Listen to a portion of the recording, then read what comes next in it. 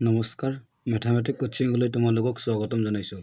আজি আমি ক্লাছ 9ৰ অনুশীলনী 4.2ৰ 1 নম্বৰ প্ৰশ্নৰ পৰা সমাধান কৰিম। তলত দিয়া সম্ভাৱ্য উত্তৰকেইটাৰ মাজৰ কোনটো সত্য আৰু কিয়? y = 3x + 5 সমীকৰণটোৰ 1 আছে, এটা অদ্বিতীয় সমাধান আছে, 2 নম্বৰ মাত্ৰ দুটা সমাধান আছে, 3 নম্বৰ অসীম সংখ্যক সমাধান আছে। ইয়াৰে অপশ্যন 1, 2, 3 কোনটো অপশ্যন হ'ব আমি ওলাব লাগে। আমি জানো যে যদি দুটা চলকযুক্ত সমীকৰণ হয়, y আৰু x দুটা চলক আছে, দুটা চলক থাকিলে দুটা চলকযুক্ত বুলি কোৱা হয়। দুটা চলকযুক্ত সমীকৰণৰ অসীম সংখ্যক সমাধান থাকে, গতিকে ইয়াৰে অপশ্যন হ'ব 3, অসীম সংখ্যক সমাধান আছে।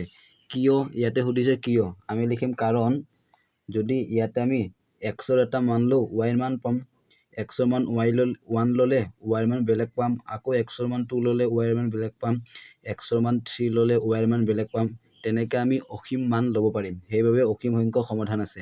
কাৰণটো আমি এনেকৈ লিখিম, x ৰ প্ৰতিটো মানৰ বাবে y ৰ এক অনুৰূপ মান আছে আৰু y ৰ প্ৰতিটো মানৰ বাবে x ৰ এক অনুৰূপ মান আছে। আমি কাৰণ সেইটো লিখিম। আমি উত্তৰটো এনেকৈ লিখিলোঁ, y = 3x + 5 সমীকৰণটোৰ 3 নম্বৰটো হ'ব অসীম সংখ্যক সমাধান আছে। ইয়াতে সুধিছে কিয়? আমি লিখিম কাৰণ x ৰ প্ৰতিটো মানৰ বাবে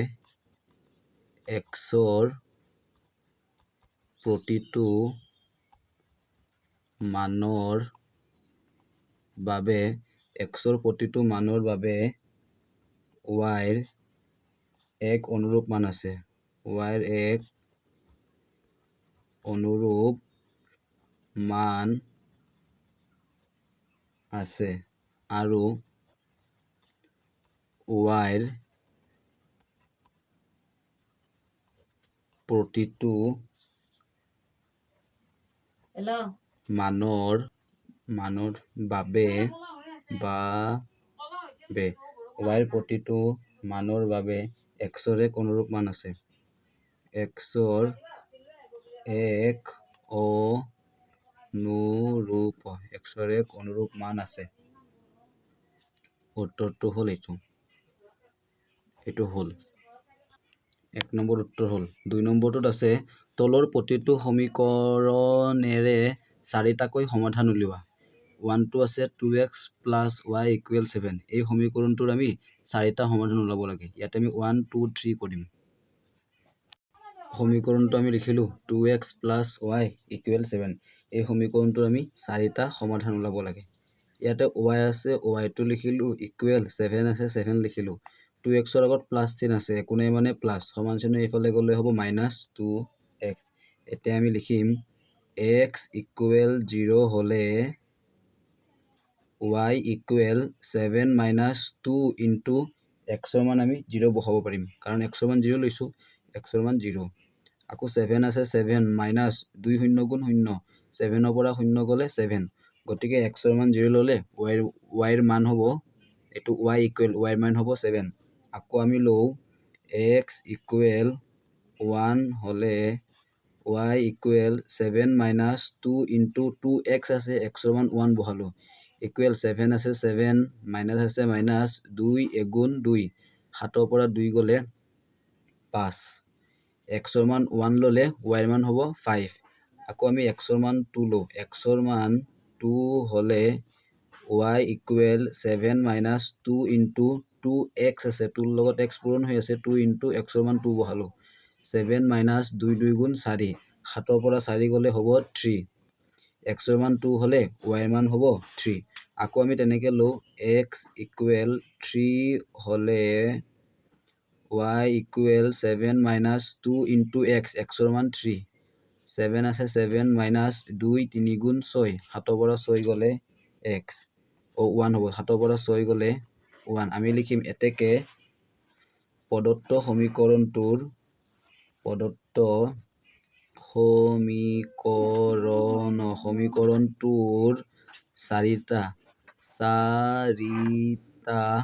সমাধান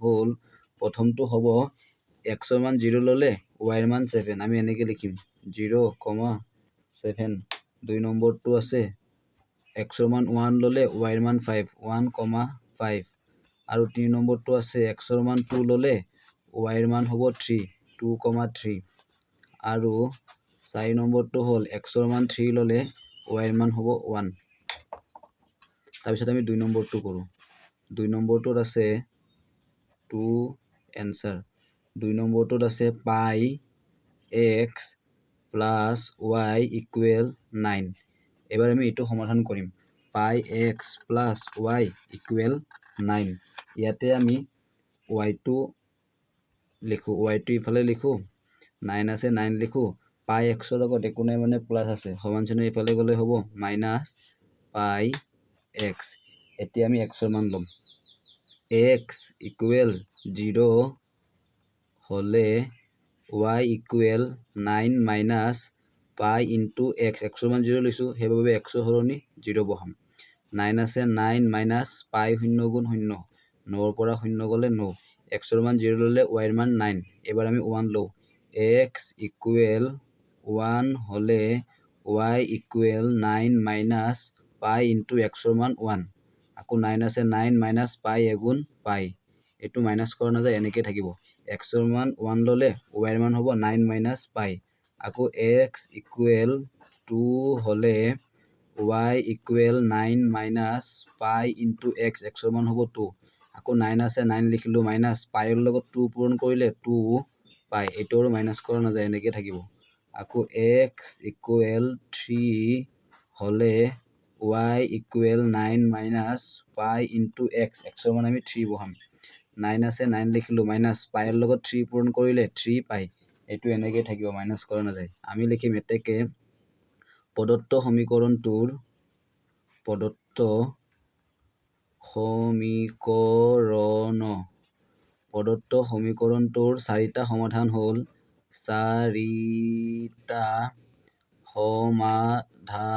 চাৰিটা সমাধান হ'ল প্ৰথমটো হ'ব x ৰ মান 0 ললে y ৰ মান 9 0,9 পিছৰটো হ'ব x ৰ মান 1 ললে y ৰ মান হ'ব 9 মাইনাস পাই তাৰপিছত 3 নম্বৰটো x ৰ মান 2 ললে y ৰ মান হ'ব 9 মাইনাস 2 পাই 9 মাইনাস 2 পাই আৰু 4 নম্বৰটো হ'ব x ৰ মান 3 ললে y ৰ মান হ'ব 9 মাইনাস 3 পাই এটো হল 3 নম্বৰটোত আছে x ইকুৱেল 4y ইয়াতে আমি ডাইৰেক্ট এনেকৈ লিখিম x ইকুৱেল 4y ইয়াতে আমি y ৰ মানটো লৈ লম তেতিয়া x ৰ মান ওলাই যাব আমি এনেকৈ লিখো y ইকুৱেল 0 হলে x ইকুৱেল 4 ইনটু y ৰ মান যেহেতু এতে 0 লৈছো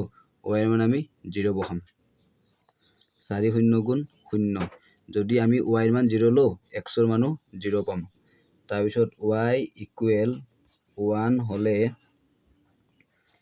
x ইকুৱেল 4 ইনটু 1 4 এগুণ 4 হ'ব y ৰ মান 1 ললে x ৰ মান 4 হ'ব আকৌ y ইকুৱেল 2 হলে x ইকুৱেল 4 ইনটু y ৰ মান হ'ব 2 4 2 গুণ 8 x ৰ মান y ৰ মান 2 ললে x ৰ মান হ'ব 8 আৰু এটা লও y ইকুৱেল 3 হলে x ইকুৱেল 4 ইনটু 3 4 3 গুণ 12 y ৰ মান 3 ললে x ৰ মান হ'ব 12 আমি লিখিম এতেকে প্ৰদত্ত সমীকৰণটোৰ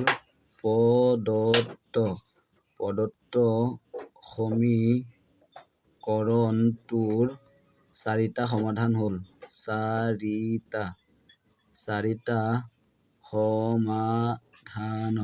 চাৰিটা সমাধান হ'ল প্ৰথমটো হ'ব প্ৰথম আমি সদায় x ৰ মান লিখো যেহেতু x ৰ মান 0 আছে x ৰ মান 0 y ৰ মানো হ'ব 0 তাৰপিছতটো লিখিম সদায় আমি x ৰ মানটো আগত লিখিব লাগিব x ইকুৱেল 4 x ৰ মান 4 y ৰ মান 1 তাৰপিছত আৰু হ'ব ইয়াতে x ৰ মান হ'ব 8 y ৰ মান হ'ব 2 আৰু তাৰপিছতটো হ'ব x ৰ মান 12 আৰু y ৰ মান 3 এটো হ'ল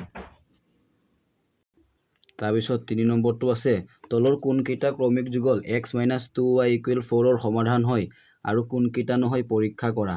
মানে ইয়াতে আমাক এটা সমীকৰণ আছে x - 2y = 4 আৰু তলৰ কোনটো সমীকৰণ সমাধান হয় কোনটো সমাধান নহয় আমি ওলাব লাগে। ইয়াতে দুটা সংখ্যা আছে, প্ৰথমটো x ৰ মান পিছৰটো y ৰ মান। x ৰ মান 0 y ৰ মান 2। ইয়াতে আমি x ৰ মান বহাম 0 আৰু y ৰ মান বহাম 2। যদি এইখিনি সৰল কৰাৰ পিছত 4 পাওঁ সমাধান হয় আৰু 4 নাপালে সমাধান নহয়। ইয়াতে আমি বাওপক্ষ ল'ম আৰু সোঁপক্ষত 4 পাব লাগিব। বিন্দুটো আমাক দিয়া আছে 0, 2। এতিয়া আমি বাওপক্ষ ল'ম আৰু সোঁপক্ষত আমি 4 পাব লাগিব। ইয়াতে যদি আমি চাওঁ প্ৰথমটো x ৰ মান পিছৰটো হ'ব y ৰ মান। ইয়াতে x ৰ মান হ'ব 0, y ৰ মান হ'ব 2। এতিয়া সমীকৰণটোৰ আমি বাওপক্ষটো লিখোঁ।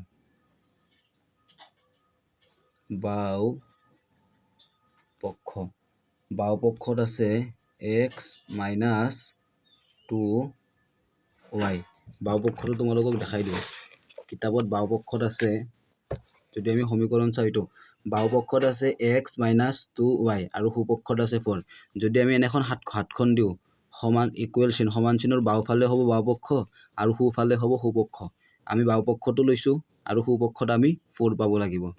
সেইবাবে আমি বাওপক্ষটো লৈছোঁ, সৰল কৰিম, সোঁপক্ষত আমি 4 পাব লাগিব। 4 পালে সমাধান হয় আৰু 4 নাপালে সমাধান নহয়। এতিয়া আমি x ৰ মান বহাওঁ। x ৰ মান ইয়াতে 0 আছে, x ৰ মান 0 - 2 × y ৰ মান হ'ব 2। 0 - 2 2 গুণ 4। 0ৰ পৰা 4 মাইনাছ কৰিলে এইটো হ'ব -4। যিহেতু আমি সোঁপক্ষত পাব লাগে 4, ইয়াতে সোঁপক্ষত আছে 4 কিন্তু আমি সোঁপক্ষত পাইছোঁ -4, গতিকে এইটো শুদ্ধ নহ'ব। গতিকে আমি এনেকৈ লিখিম নট ইকুৱেল সোঁপক্ষ। সোঁপক্ষত আমি পাব লাগিছিল 4, যিহেতু -4 পাইছোঁ সেইবাবে হ'ব নট ইকুৱেল সোঁপক্ষ। শেষত আমি লিখিম এতেকে x - 2y = 4 সমীকৰণটোৰ সমাধান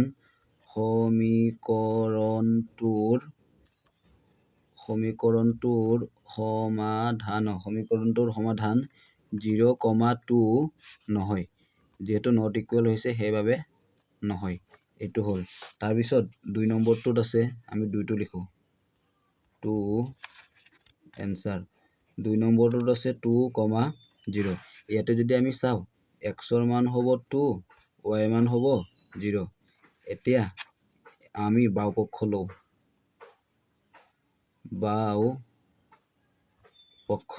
বাওপক্ষত আছিল x - 2y। x ৰ মান যিহেতু 2 লিখিলোঁ। 2 × y ৰ মান যিহেতু 0 সেইবাবে 0 লিখিলোঁ। 2 - 2 0 গুণ 0, 2ৰ পৰা 0 গ'লে 2। আমি সোঁপক্ষত পাব লাগিছিল 4 কিন্তু ইয়াতে পাইছে 2, সেইবাবে হ'ব নট ইকুৱেল সোঁপক্ষ। লাষ্টত আমি লিখিম এতেকে x - 2y = 4 সমীকৰণটোৰ সমাধান সমীকৰণটোৰ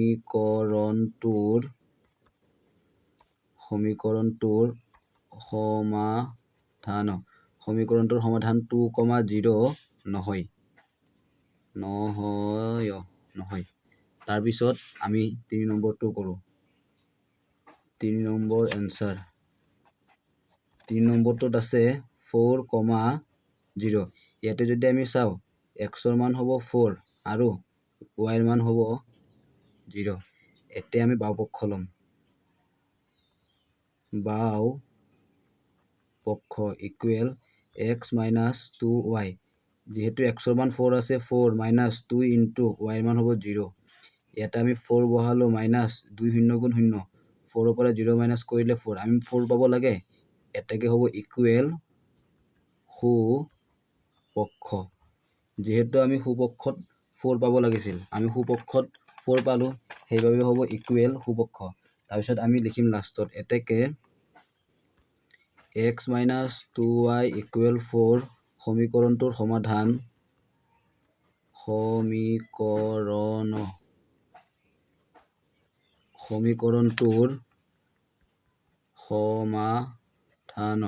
সমীকৰণটোৰ সমাধান 4, 0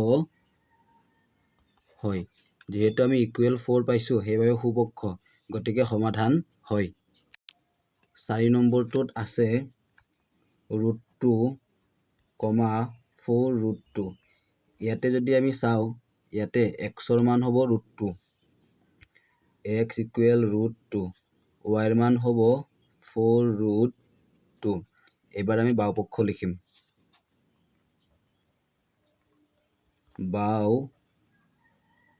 বাওপক্ষত আছে x - 2y x ৰ মান আছে √2 -2 ইনটু y ৰ মান আছে 4 √2 এটো y ৰ মান 4 √2 এতিয়া √2 আছে √2 লিখিলো 2 4 গুণ 2 4 গুণ 8 8 √2 এতিয়া ইয়াতে যদি আমি মাইনাস কৰো ইয়াতে √2 আছে এটা আৰু ইয়াতে √2 আছে 8টা এটা √2 পৰা 8টা √2 মাইনাস কৰিলে হ'ব 7 √2 যেহেতু 8টো ডাঙৰ সংখ্যাৰ আগত মাইনাস থাকিলে মাইনাস হ'ব যেহেতু আমি সুপক্ষত 4 পাব লাগিছিল আমি লিখিম নট ইকুৱেল সুপক্ষ এতেকে x - 2y ইকুৱেল 4 সমীকৰণটোৰ সমাধান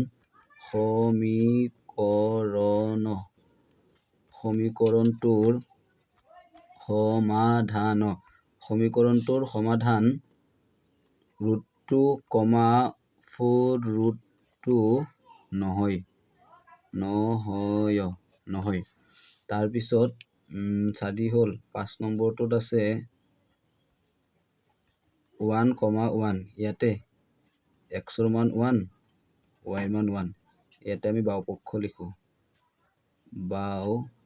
বাওপক্ষত আছে x - 2y x ৰ মান y -1 -2 ইনটু y ৰ মানো 1 1 আছে 1 2 গুণ 2 1 ৰ পৰা 2 মাইনাস কৰিলে -1 যেহেতু আমি 4 পাব লাগিছিল আমি পালো -1 নট ইকুৱেল সুপক্ষ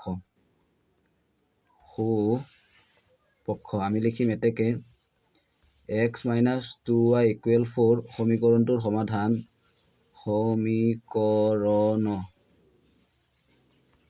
সমীকৰণটোৰ সমাধান 1, 1 নহয় এটো হল তাৰপিছত 4 নম্বৰটোত আছে যদি x ইকুৱেল 2 y ইকুৱেল 1 সমীকৰণ 2x + 3y ইকুৱেল k ৰ এটা সমাধান হয় তেন্তে k ৰ মান ইয়াতে আমি k ৰ মান ওলাব লাগে x ৰ মান দিয়া আছে 2 y ৰ মান দিয়া আছে 1 4 নম্বৰটোত আমাক x ইকুৱেল 2 দিয়া আছে y ইকুৱেল 1 দিয়া আছে আৰু সমীকৰণটো দিয়া আছে 2x + 3y ইকুৱেল k ৰ এটা সমাধান হলে আমি k ৰ মান ওলাব লাগে এতিয়া আমি k ৰ মান ওলাম 2 আছে 2 লিখিলো 2 ৰ লগত x মাজত পূৰণ হৈ আছে পূৰণ চিন দিলো x ৰ মান 2 + 3 ইনটু y ৰ মান 1 ইকুৱেল k ইয়াতে যদি আমি চাও 2 2 গুণ 4 প্লাস 3 গুণ 3 ইকুৱেল k 4 ৰ লগত 3 যোগ কৰিলে হ'ব 7 ইকুৱেল k এতেকে k ৰ মান হ'ব 7 আমি লিখিম এতেকে k ৰ মান ইকুৱেল 7 এটো হল